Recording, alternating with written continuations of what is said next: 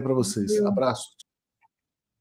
Breno, acho que a gente, falando em humanizar, a gente pode falar da Palestina, porque é um assunto premente sempre, né? Mas vamos deixar esse assunto para mais tarde. Queria começar falando, bom, dia 1º está chegando, né? A gente está aí com esse prazo e muita coisa está se movimentando. Vamos começar falando desse acordo União Europeia e Estados Unidos, como é que você viu? E aí depois, então, a gente fala das consequências e das movimentações aqui do que pode acontecer com o Brasil. Que tal? Bom, primeiro não foi o acordo, foi uma das mais vergonhosas capitulações da história, né? É algo vexaminoso, assim, a Europa rigorosamente caiu de joelhos diante dos Estados Unidos e assinou um dos acordos mais espúrios da história econômica. É algo surpreendente. O que é o acordo? A taxação dos Estados Unidos aos produtos europeus fica em 15%. A União Europeia concordou em investir 600 bilhões de dólares nos Estados Unidos sem qualquer contrapartida. A União Europeia aceitou comprar centenas de bilhões de dólares em equipamento militar norte-americano. E a União Soviética aceitou comprar títulos da dívida dos Estados Unidos em mais 750 bilhões de dólares. Rigorosamente, a União Europeia aceitou transferir uma quantidade absurda de recursos, nós estamos falando em 2 ou 3 trilhões de dólares para dentro da economia norte-americana, especialmente beneficiando o complexo bélico-industrial. O Donald Trump tem todos os motivos para celebrar esse acordo e a União Europeia deveria se envergonhar desta página da sua história econômica. Aparentemente, a União Europeia dava sinais de buscar alguma autonomia em relação aos Estados Unidos. E o que ocorreu foi o oposto. A União Europeia fará um pagamento de resgate aos Estados Unidos, na base de trilhões de dólares, sem sinais evidentes de que busque algum tipo de autonomia em relação à principal potência capitalista do planeta. Em termos de nível de concessão, surpreende. Em termos de vassalagem, não. Vamos nos recordar que a União Europeia tem uma relação de vassalagem com os Estados Unidos desde o fim da Segunda Guerra Mundial. A União Europeia, os estados que compõem a União Europeia, os estados imperialistas europeus, vamos dar o nome que deve ser dado, os estados imperialistas europeus se subordinaram aos Estados Unidos após o fim da Segunda Guerra Mundial. E se apavoraram quando, no início do ano, Donald Trump parecia querer desfazer o sistema imperialista, mandando cada um cuidar da sua vida, que os Estados Unidos fariam o mesmo. A União Europeia se apavorou. Ela foi mandada como um filho crescido que os pais aconselham a viver fora de casa, ganhar a própria vida. A União Europeia não queria isso. A União Europeia tem pavor de viver fora das asas dos Estados Unidos. E aceitou um acordo vexatório, humilhante, como o que foi assinado na Escócia. É algo vergonhoso. Vergonhoso. A União Europeia comprova, mais uma vez, a sua relação de vassalagem com os Estados Unidos e o fato de que a União Europeia se transformou, apesar das ilusões de alguns aqui no Brasil, a União Europeia é um cartão postal, é um lugar bacana para juntar um dinheirinho e passar férias. Essa é a importância da União Europeia no planeta. Ela é uma engrenagem do sistema imperialista liderado pelos Estados Unidos, a começar pela social-democracia europeia. Porque nós estamos falando de um pacto que foi firmado com o apoio tanto dos conservadores quanto da social-democracia europeia, com raríssimas exceções, mas todos os estados europeus estão conforme esse acordo vexatório proposto por Donald Trump. Claro, haverá quem diga, não, a União Europeia teve que pagar esse preço para agora poder se libertar. Assistam as cenas dos próximos capítulos. O que nós vamos ver é mais sabugismo e mais vassalagem. Alguém perguntou aqui, desculpa, internauta, perdi o nome, o que justificaria tanta vassalagem? Enquanto você falava, eu coloquei aqui a nossa matéria, dando conta das repercussões na própria União Europeia, mais especificamente na França. Então, a oposição francesa ataca acordo comercial, a gente está aqui com a foto do Mélenchon, né, entre Estados Unidos e União Europeia, como vergonha e vassalagem, mas não é só a esquerda, né? A extrema-direita também está criticando. Então, como é que vai ficar essa situação lá, né, de estar todo mundo contra, né? E qual seria a justificativa, que foi a pergunta aqui do nosso internauta? Olha, a vassalagem da União Europeia em relação aos Estados Unidos, como eu havia comentado, ela é histórica, ela tem 80 anos. Né? Vamos nos recordar que, quando termina a Segunda Guerra Mundial, a Europa estava destruída. E, além de destruída, tinha ocorrido um avanço impressionante da União Soviética sobre parte da Europa, através de processos revolucionários, como na Iugoslávia ou na Albânia, ou de mudanças eleitorais, como na Tchecoslováquia e na Bulgária, ou a partir do avanço. Me perdoe. Enquanto você está tossindo, eu vou ter que responder a pessoa aqui. Quem espalha a pobreza é o capitalismo, tá? A pessoa que está aqui falando besteira, gente. Desculpa, Breno. Ou a partir do avanço. Ou a partir do avanço do Exército Vermelho, uma parte da Europa havia se incorporado ao campo socialista. E, naquele momento em que rompe a Guerra Fria, logo em 1947, a Europa Ocidental ela é reorganizada, é reconstruída como um puxadinho dos Estados Unidos. A Europa Ocidental é reconstruída a partir de recursos norte-americanos, como foi o Plano Marshall. A Europa Ocidental ela só consegue se reerguer porque os Estados Unidos abrem o seu mercado interno e porque os capitais norte-americanos migram para a Europa. O país que tem mais empresas norte-americanas no mundo, depois dos próprios Estados Unidos, é a Alemanha. Basta ver a tabela que foi recentemente publicada pelo Departamento do Comércio dos Estados Unidos. A Alemanha é o país com a maior quantidade de empresas norte-americanas, que é produto do investimento do capital norte-americano na reconstrução da Europa. Então, a burguesia europeia, quando ela retoma seu poder, retoma sua capacidade econômica na Europa, ela já o faz como um apêndice do capitalismo norte-americano. Então, essa é a origem da relação de vassalagem. E isso é muito importante, nós, no Sul global, na América Latina, no Brasil, termos claro, para que não haja ilusões sobre a Europa. Muitas vezes eu vejo na própria política externa brasileira ilusão sobre a Europa.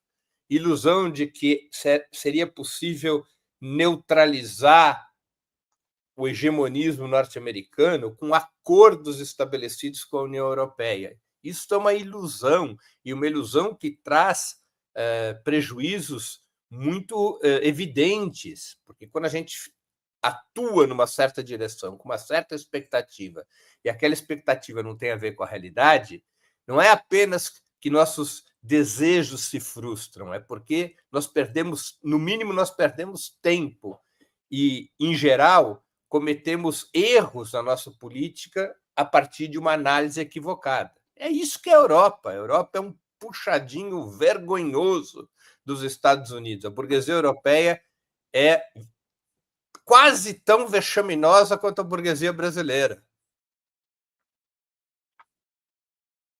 Perfeito.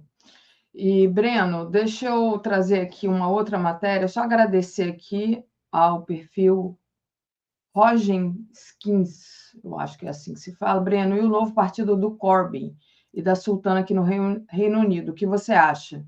Tem como responder essa pergunta, Breno?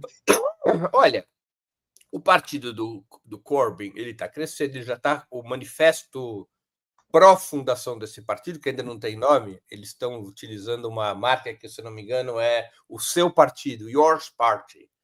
Né? Ou seja, porque eles estão promovendo uma mobilização social para criar esse partido. O endereço que eles têm usado é Yours Party, né, o seu partido. Ele já estava, o número que eu vi ontem, ele já estava com uns 500 mil inscritos, né, que é um número bastante expressivo. Né, bastante expressivo. Claro, vamos nos recordar sempre que o sistema eleitoral britânico ele é muito bloqueado para o surgimento de novos partidos. Já aconteceu, inclusive partidos de direita, mas ele é um sistema distrital, portanto, cada distrito tem um voto majoritário. Você pode ter um partido capaz de reunir nas pesquisas eleitorais, por exemplo, 25% dos votos, mas se ele não for o primeiro lugar em nenhum dos distritos, ele fica fora do parlamento. Tá? Então, você tem dois grandes partidos no Reino Unido que estão se enfraquecendo, é verdade. Você tem os conservadores e os trabalhistas, e, em geral, os distritos, nos distritos, ou vence conservador ou vence trabalhista. Os terceiros partidos têm dificuldades, embora, às vezes, é possível furar o cerco, e tem sido furado. O Partido Liberal Democrático, o Partido da Extrema-Direita, e mesmo votos, mesmo candidatos independentes, às vezes têm conseguido um resultado aqui, outro resultado acolá. Mas o sistema distrital britânico ele torna muito complicado o surgimento de uma terceira força expressiva. Né? Mas o início desse partido do Corbyn, os primeiros passos, os passos fundacionais, demonstram força. Veja, se o Corbyn conseguir liderar a formação de um partido capaz de representar ali 1/5 dos britânicos e furar o cerco parlamentar, ou seja, conseguir fazer com que esses 20% se expressem no parlamento, especialmente nos distritos da classe trabalhadora, nos distritos mais progressistas do Reino Unido, se isso acontecer, um paradigma terá sido rompido. Qual é o paradigma? De que é inviável qualquer alternativa de esquerda fora do Partido Trabalhista. Esse tem sido um paradigma histórico no Reino Unido há mais de 100 anos. Pelas características da formação do Partido Trabalhista Britânico, nunca foi possível ter uma alternativa de esquerda fora dele. O próprio Partido Comunista do Reino Unido, que tinha militantes célebres como o historiador Eric Hobsbawm e outros, e que teve uma certa relevância na luta da classe trabalhadora do Reino Unido, o próprio Partido Comunista nunca teve qualquer expressão, porque debaixo da árvore do Partido Trabalhista nada nascia. O Partido Trabalhista Britânico ele se formou a partir do movimento sindical. Até hoje, os sindicatos têm direito a voto na constituição das direções do Partido Trabalhista Britânico. Tá? O Partido dos Trabalhadores no Brasil, em certa medida, eles são semelhantes ao Partido Trabalhista Britânico, semelhante ao Partido Trabalhista Britânico na sua formação. O Partido Trabalhista Britânico nasce de uma decisão do TUC, do Trade Union Congress, do Congresso, da Central Sindical britânica, que decide criar um partido a partir dos sindicatos. Isso fez com que o Partido Trabalhista tivesse um enraizamento de classe tremendo. Tanto é assim que muitos grupos de esquerda acabaram entrando no Partido Trabalhista e constituindo no interior do Partido Trabalhista correntes pelo peso que o Partido Trabalhista Britânico tinha na classe trabalhadora, algo muito semelhante ao que acontece com o PT no Brasil. Se o Corbyn conseguir construir um partido forte, que tenha representação parlamentar, além de expressão social, ele rompe esse paradigma. O Partido Trabalhista Britânico verá provavelmente o fim do seu monopólio na esquerda do Reino Unido. Ela diz aqui, parece que um dos maiores sindicatos vai tirar o apoio do Labour e passar por partido do Corbyn. Estou esperançosa, disse aqui a Rô. E lá a maioria global. Nos Estados Unidos, multipartidarismo é mais difícil que no Reino Unido. Pelo mesmo motivo, o voto distrital ele neutraliza o surgimento de terceiros partidos. Tá? Ele neutraliza. E obrigada aqui ao Carlos Henrique Novaes, que mandou uma mensagem para o Aquiles. O Aquiles já foi, mas muito obrigada pelo apoio. Queria compartilhar aqui agora essa matéria que a gente deu e falar da questão do tarifaço no Brasil. Celso Amorim rejeita a comparação entre Brasil e União Europeia em acordo com os Estados Unidos. A União Europeia não teve seu sistema judicial atacado. Então, queria falar um pouquinho disso, né? Está chegando aí dia 1º, essa comparação, de fato, não dá para ser feita, como disse o Celso Amorim, mas o que vai ser do Brasil, então, Breno Altman? Eu acho que esta é uma razão pelo qual a comparação não pode ser feita, mas há uma comparação que eu creio ser mais importante. Um acordo como o que a União Europeia fez com os Estados Unidos seria inaceitável para o Brasil. Os Estados Unidos já estão fazendo circular quais seriam suas exigências. A exigência fundamental seria os Estados Unidos, empresas norte-americanas, se apropriarem dos minerais nobres brasileiros, as chamadas terras raras, que agora é a expressão mais usual no mercado mundial, não é? Que são aqueles minerais fundamentais para a vida moderna. São os minerais essenciais para construir celular, computador, para desenvolver inteligência artificial e assim por diante, não é? Seria uma catástrofe um acordo desse tipo. Espero eu que isso jamais seja sequer cogitado pelo governo brasileiro, porque seria entregar a soberania do país. Eu acho que esse é o motivo principal pelo qual não se deve fazer uma comparação com a União Europeia. A União Europeia se ajoelhou diante dos Estados Unidos. A União Europeia se entregou aos Estados Unidos nesse acordo da Escócia. Tá? Imagino eu que isso não esteja, perdão, nem de longe no horizonte do presidente Lula, um acordo dessa natureza. Estou convencido de que não está nem no horizonte do presidente Lula. Ou seja, o Brasil necessita de soberania, de mais soberania, e não de menos soberania. O Brasil não pode negociar suas riquezas sobre qualquer hipótese. O Brasil deve fazer uma negociação restrita ao aspecto comercial, restrita ao equilíbrio tarifário entre os dois países. Os Estados Unidos tarifaram o Brasil em 50%, pois bem, o Brasil deve negociar a tarifa, deve negociar o equilíbrio tarifário. O Brasil tem a lei da reciprocidade, o presidente Lula poderá aplicar aumento tarifário aos produtos norte-americanos e aí se negociará qual o equilíbrio tarifário. Fora disso, seria capitular diante da pressão norte-americana, e eu estou convencido de que o presidente Lula não agirá como as autoridades europeias. Perfeito. Não, você está com dificuldade de falar, né, Breno? Está bem Não, forte. dá para ir levando. Dá para ir levando?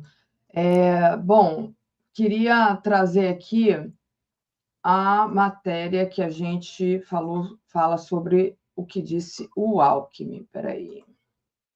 Eu acho que é essa aqui. Brasil busca diálogo com os Estados Unidos sobre tarifas sem contaminação política ou ideológica, diz ministério comandado por Alckmin. Vice-presidente busca negociações para reverter o aumento de 50% em taxas sobre produtos brasileiros. Você acha que tem possibilidade de conseguir reverter essas taxas com essa diplomacia e com essa tentar sem contaminação política e ideológica? Porque a contaminação política e ideológica já se deu, é o motivo, né? Claro. Então... Isso faz parte da linguagem diplomática. É evidente que há uma contaminação política e ideológica, porque o Trump não apresentou as coisas da seguinte forma: olha, está aumentado aqui a tarifa para 50%, se vocês não fizerem isso, isso, isso e aquilo na economia, nós vamos manter a tarifa. Não, o Trump disse, está aqui a tarifa de 50%, se vocês não absolverem, se não forem interrompidos os processos contra o Bolsonaro, a tarifa continua. Então, há uma contaminação política e ideológica a partir do Trump.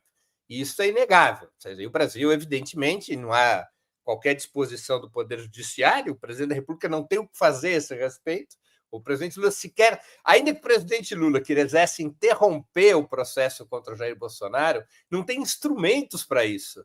A Constituição brasileira não coloca nas mãos do presidente da República instrumentos para interromper processos judiciais. Ainda que o presidente Lula chegasse à conclusão, não, está bem, para não prejudicar a economia do país, vamos interromper os processos contra Bolsonaro. Não tem como.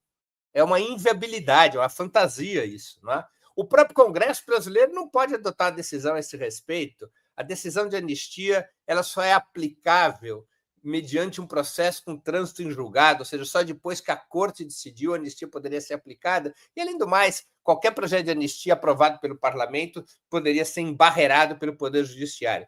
Teria que ser, então, o Poder Judiciário que, diante das pressões norte-americanas, dissesse, não, tá bem, nós vamos absolver o Bolsonaro, fica o dito pelo não dito, a gente esquece de tudo, vamos passar uma borracha nisso para que a tarifa de 50% não seja aplicada. Não é nenhum sinal de que isso vai acontecer. Né? Então, isso cria torna a discussão difícil.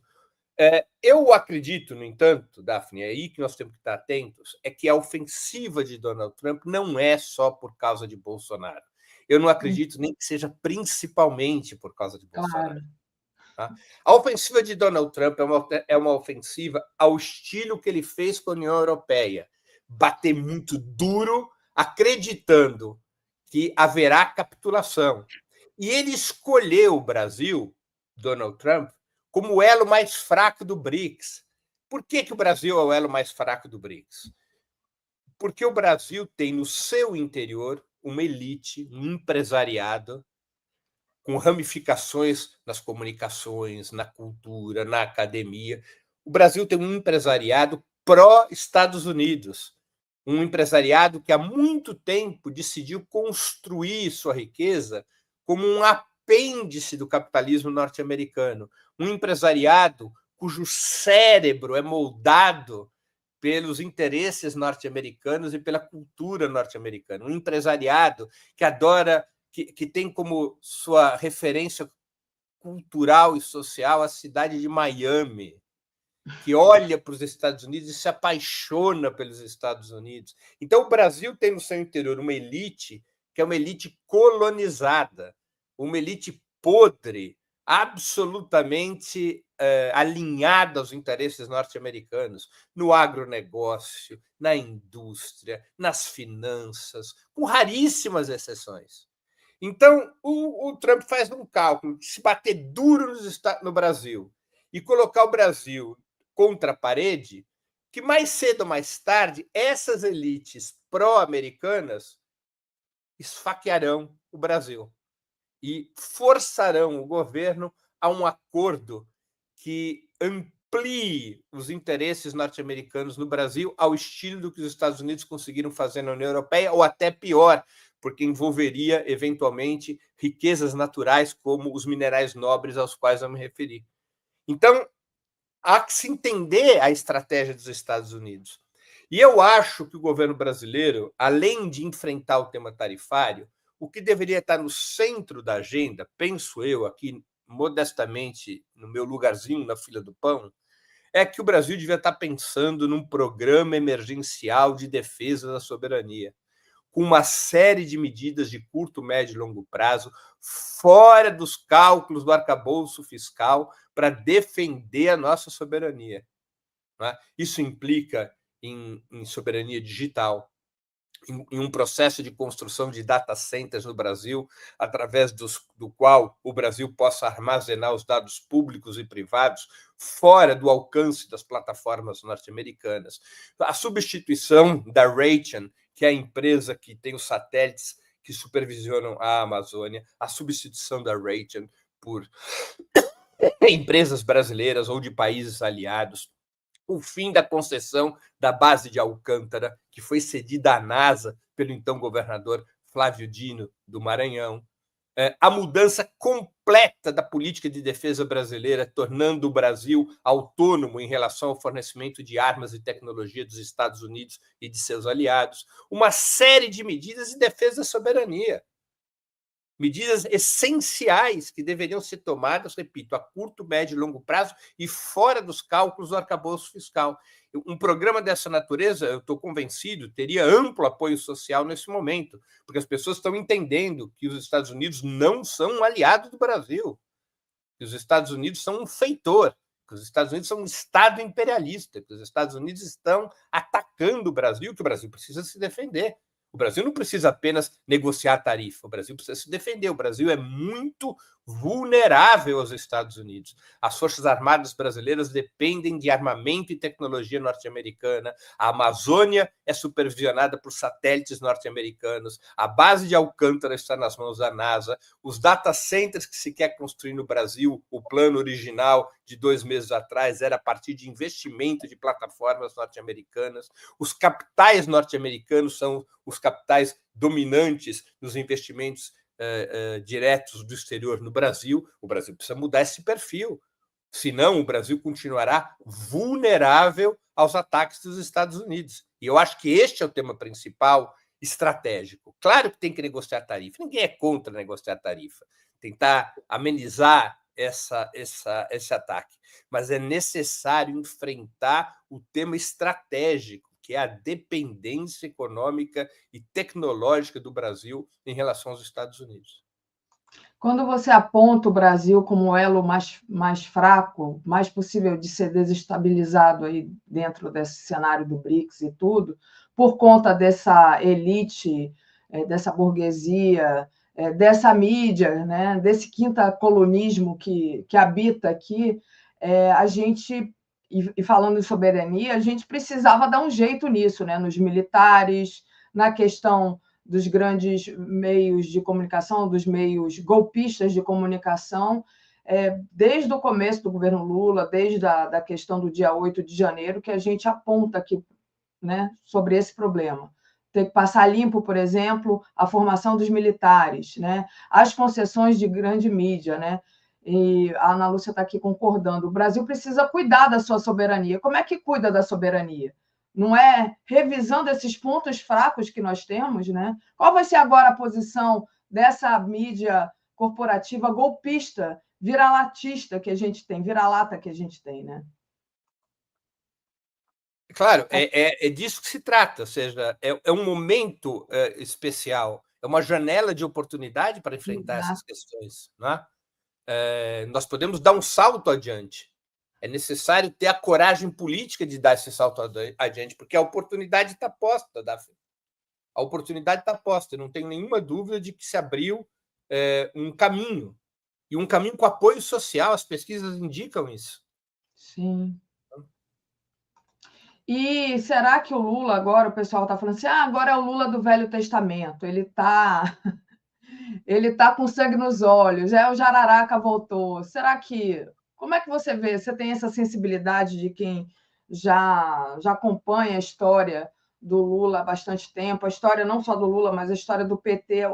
A gente teve há pouco tempo eleições internas no PT que apontam para uma ala mais, digamos assim, que faz mais acordo, né? Como é que você vê o posicionamento do governo e o posicionamento de quem pode dar apoio ao Lula, que é o próprio partido dele, nesse cenário? Eu temo pelo desenho que está se mostrando. O desenho atual é um PT mais à direita do que o presidente da República. E isso é perigoso. Nós temos um PT com uma direção eleita moderada e o presidente da República na linha de frente da resistência ou do choque contra o governo Donald Trump. Não é uma posição normal. O presidente da República, para ele poder ter margem de manobra, ele precisa ter uma esquerda forte, uma esquerda muito combativa, muito anti-imperialista, muito mobilizada. Tá? Espero eu que a nova direção do PT se dê conta disso e, embora tenha defendido uma linha moderada na disputa interna, diante da nova realidade, que essa direção do PT coloque o partido numa posição de combate.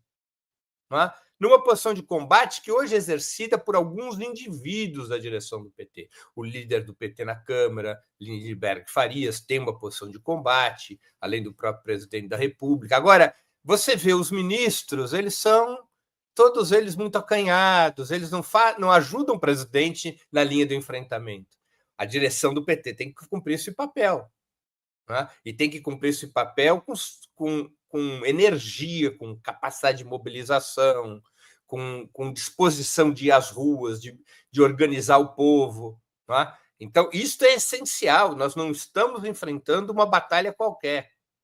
É uma batalha de grande envergadura. Ela não vai ser resolvida nas negociações apenas, nem principalmente. O país precisa se unir, o povo brasileiro precisa ser unido. E esse papel é cumprido pelo presidente da República, mas o seu partido tem que exercer uma função fundamental em relação a isso. Eu espero que a nova direção, diante da nova realidade, ela faça um giro em relação às posições que defendeu nas eleições internas do PT.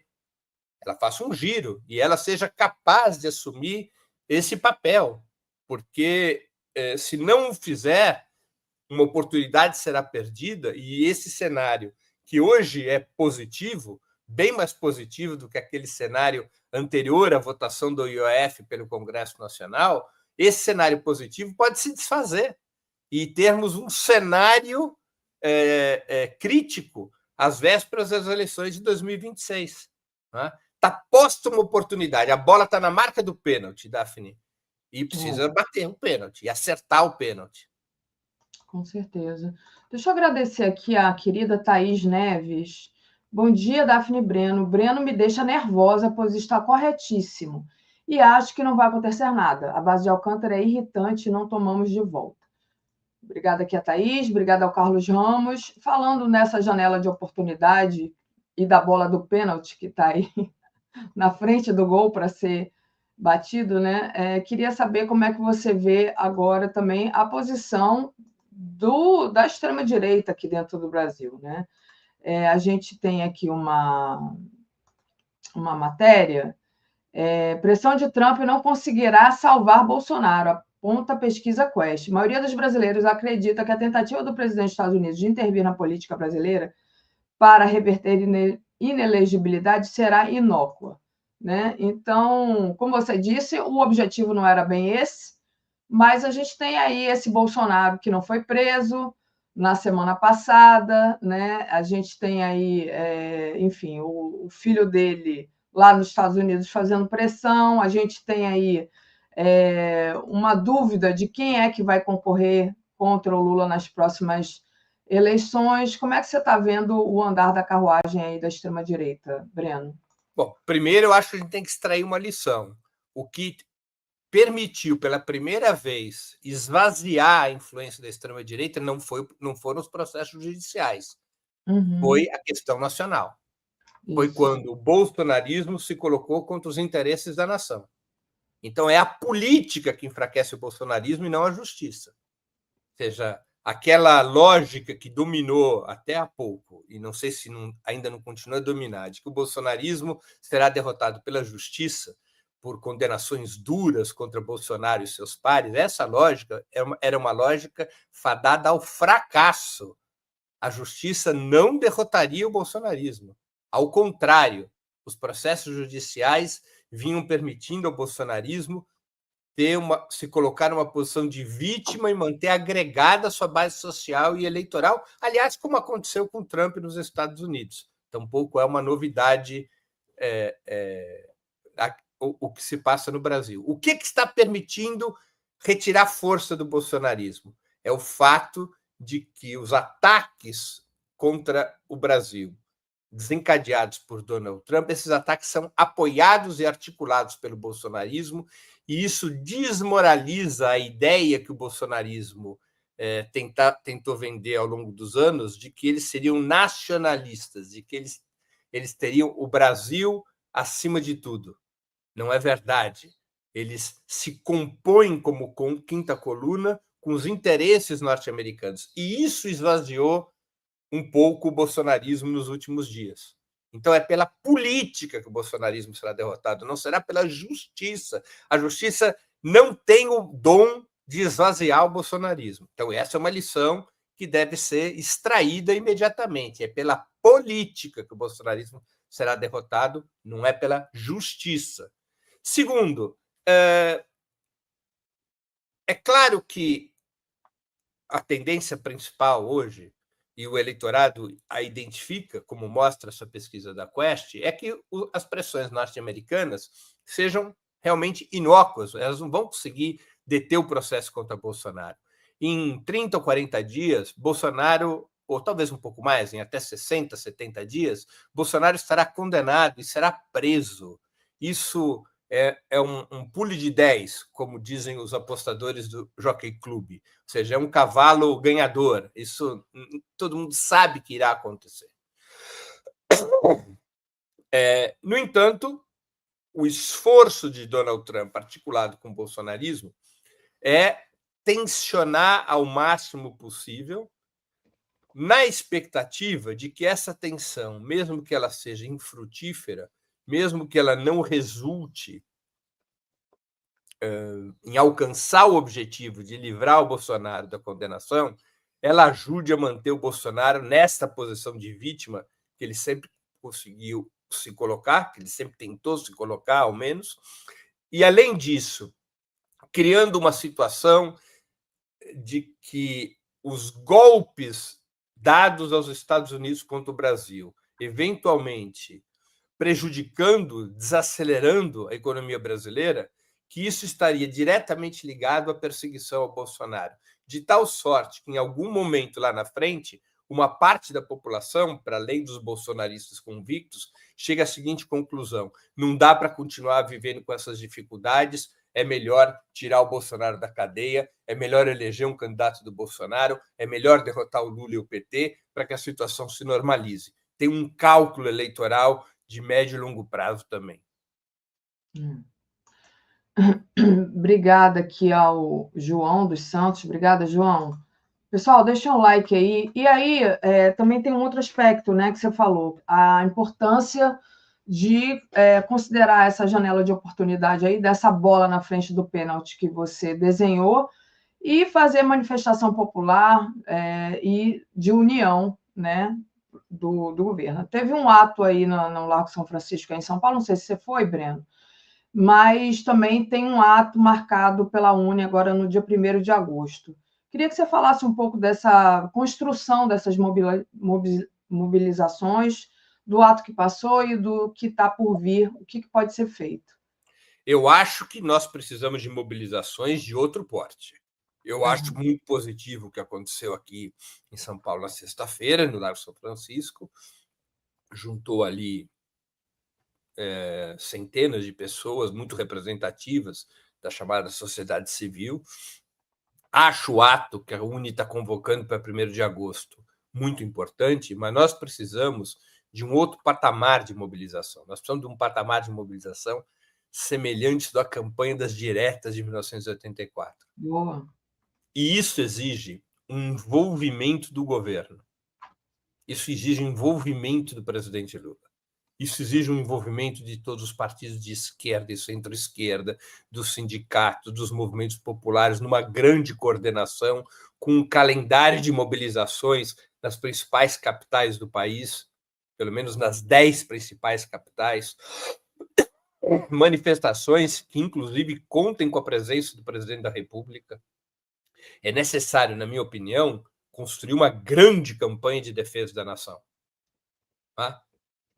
E uma campanha de defesa da nação que seja mobilizada, motivada por medidas concretas do governo para defender a soberania, a justiça social, o crescimento do país. Né? Então, é necessário um outro porte de mobilizações. Essas mobilizações estão sendo feitas, elas são importantes, merecem todo o apoio, na minha modestíssima opinião, mas nós precisamos de um outro patamar de mobilização. Perfeito. Breno, para a gente encerrar, duas questões que eu queria tratar com você, Palestina e Venezuela. Vamos começar pela Venezuela, trazer aqui a matéria. Forças chavistas conquistam a maioria das prefeituras venezuelanas. Nicolás Maduro enfatizou que as forças que defendem a Revolução Bolivariana alcançarem uma vitória histórica. Então, está aí a situação na Venezuela. Queria saber se você tem algum comentário para fazer dessa vitória aí chavista. Foi uma vitória histórica do chavismo. O chavismo ganhou 23 das 24 capitais do país, né? Inclusive, o Opera Mundi mandou um correspondente ali para a Venezuela, que ontem à noite trazia esses resultados, que o chavismo, que o grande polo patriótico Simão Bolívar, que é a coalizão liderada pelo chavismo, conquistou 285 das 335 prefeituras em disputa nas eleições municipais desse domingo, né? É uma vitória muito expressiva, particularmente porque, repito, nas 24 capitais, houve vitória em 23. Perdeu apenas a capital de um pequeno estado chamado Corredes, uma cidadezinha que se chama San Carlos, que é a capital de Corredes, a única capital na qual o bolsonarismo perdeu as eleições, né? É um resultado notável, A vitória da oposição se limitou a 50 cidades. Uma parte da oposição boicotou as eleições e, com isso, ficou esvaziadíssima, né? Uma oposição desmoralizada um ano depois das eleições presidenciais, né?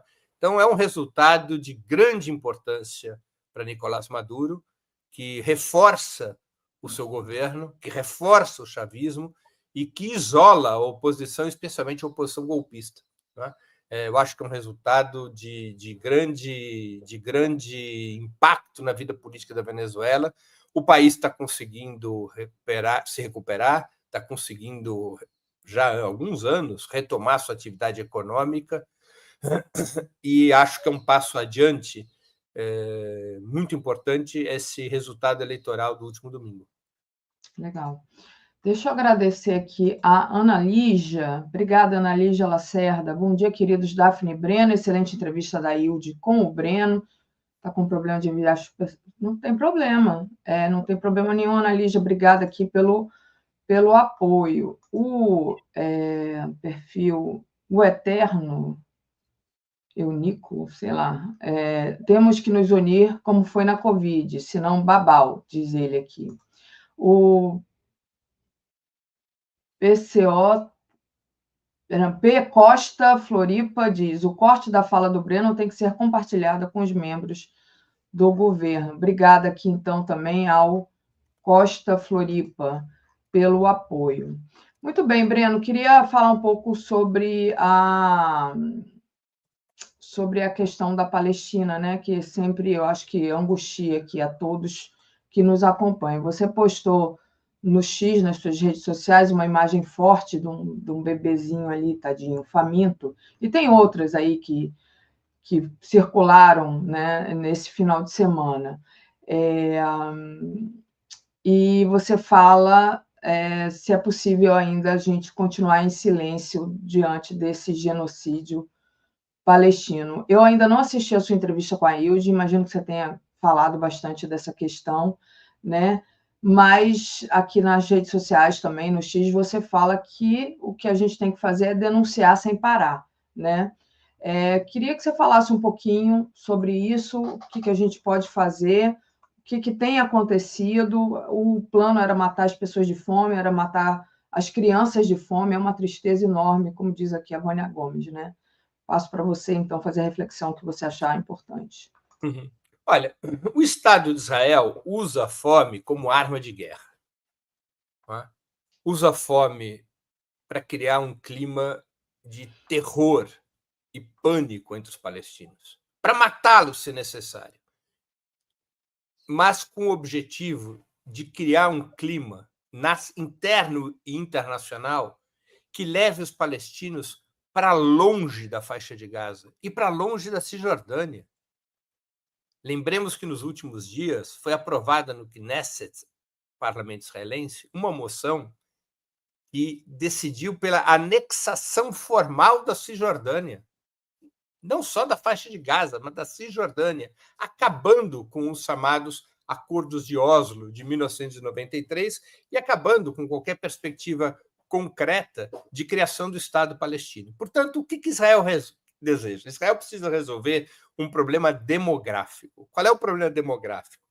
Na região hoje ocupada pelo regime sionista, que é a Palestina histórica do Rio ao Mar, do Rio Jordão ao Mar Mediterrâneo, vivem 15 milhões de pessoas. Das 15 milhões, 7,1, 7,2 milhões são judeus. Outros 7 milhões são palestinos. 2 milhões são cidadãos de Israel, 21% da população israelense é de árabes israelenses, que são os palestinos com cidadania israelense, e 5 milhões de pessoas na Cisjordânia e na faixa de Gaza são os palestinos dos territórios ocupados.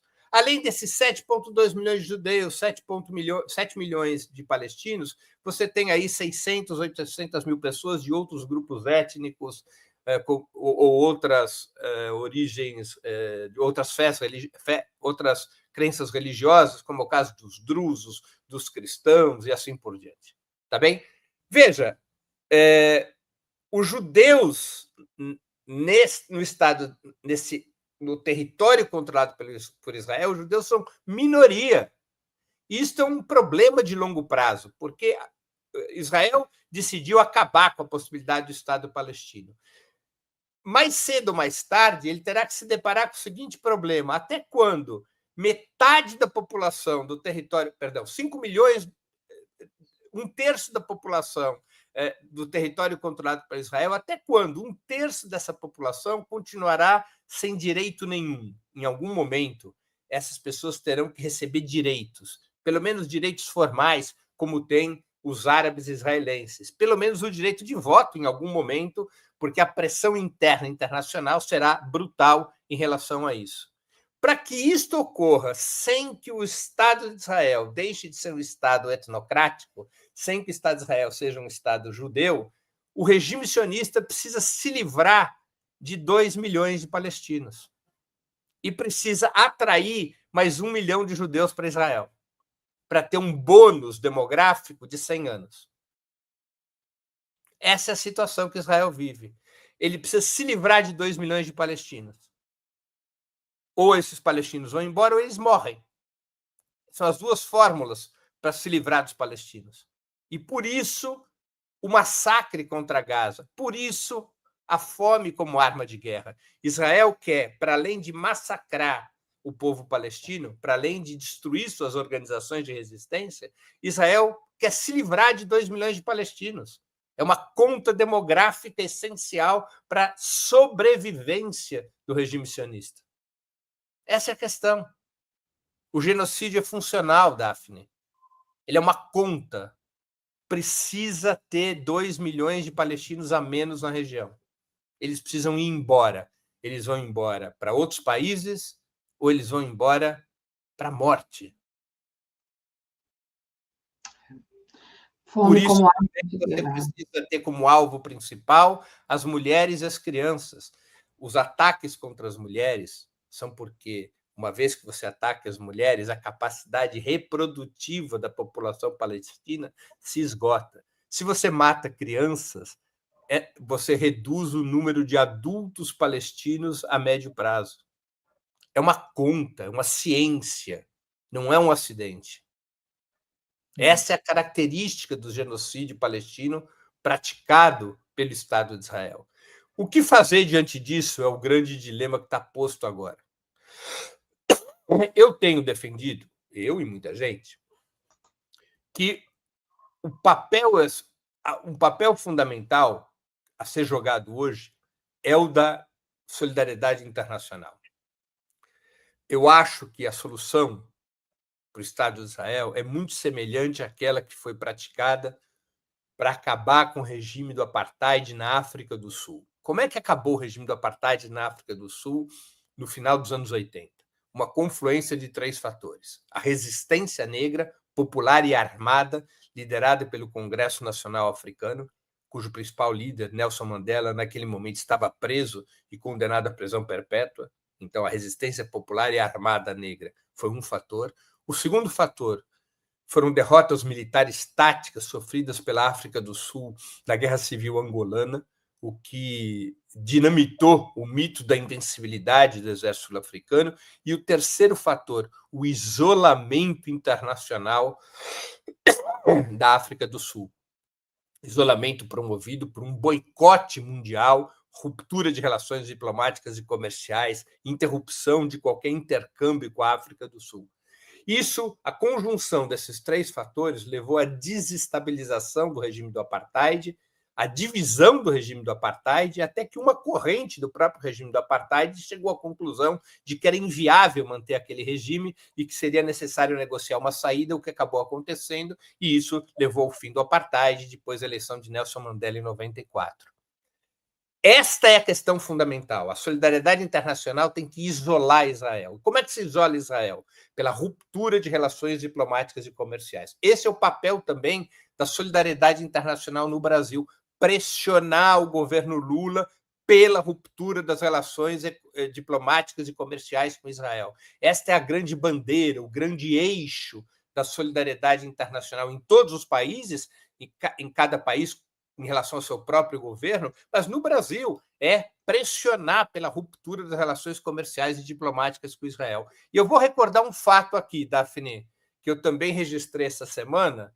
No dia 9 de agosto de 1985, o governo José Sarney, eu não estou aqui falando de nenhum governo revolucionário, eu estou falando de um governo conservador, tá certo?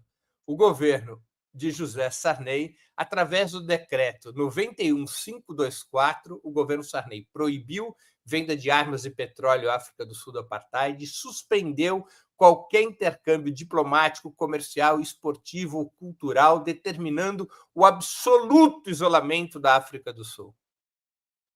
Esta foi a medida de José Sarney em 9 de agosto de 1985. Naquela época, ele enfrentou uma tremenda pressão norte-americana e de países europeus contra essa medida. Os Estados Unidos e a União Europeia, os Estados Unidos e o Reino Unido, somente adeririam a algumas sanções contra a África do Sul nos anos seguintes. Então, um governo conservador de José Sarney. Tá? Então, são medidas desse tipo que nós devemos reivindicar, porque essas medidas é que danificam, é que paralisam o Estado de Israel.